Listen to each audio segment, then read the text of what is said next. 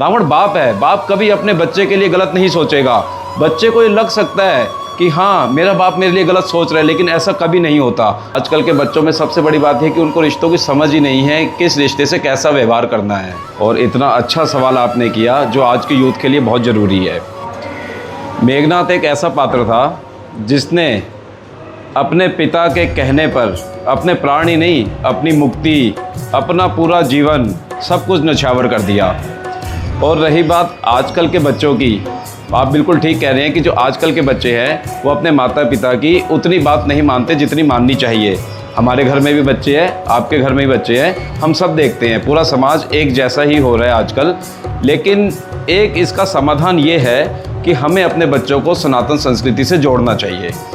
हमें अपने बच्चों को रामायण महाभारत जैसे ग्रंथ पढ़ाने चाहिए, दिखाने चाहिए, जिससे उनको रिश्तों की समझ आए। आजकल के बच्चों में सबसे बड़ी बात है कि उनको रिश्तों की समझ ही नहीं है, किस रिश्ते से कैसा व्यवहार करना है।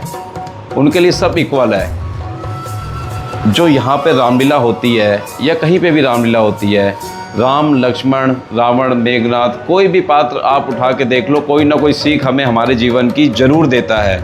मेघनाथ जो है वो ये सीख देता है कि किस तरीके से पिता की भक्ति की जाती है, किस तरीके से पिता के कहने पर अपनी जान तक न्यौछावर कर देनी चाहिए हंसते हंसते।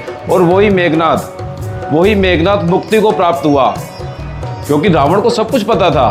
रावण बाप है, बाप कभी अपने बच्चे के लिए गलत नहीं सोचेगा। बच्चे को ये लग सकता है कि हाँ मेरा बाप मेरे लिए गलत सोच रहा है, लेकिन ऐसा कभी नहीं होता।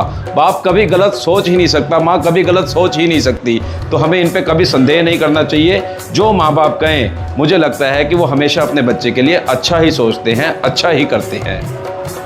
जी एक डायलॉग रामलीला से जुड़ा हुआ है।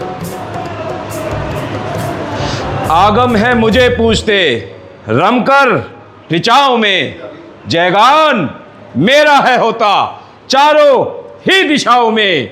बिजली हूं मैं, मेघनाथ हूं, हंसता बलाओं में, बैठी है काल मृत्यु मेरी ही भुजाओं में।